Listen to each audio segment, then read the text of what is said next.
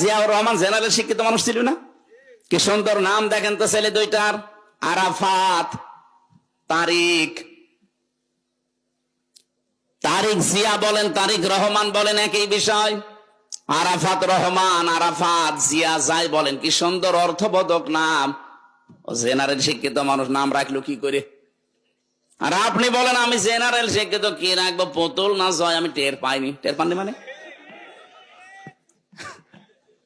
তারা জেনারেল শিক্ষিত হয়ে যদি এরকম অর্থবোধক নাম রাখতে পারে, রহমানের রাস্তা, তারিক রহমান। আরে নাম শুনলেই কিয়ামতে হয়তো আল্লাহ বল, কিছুই যখন পেলাম না, নামের ওসিলায় মাফ করে দিলাম। আর আপনার নামই যদি দেখে হরে,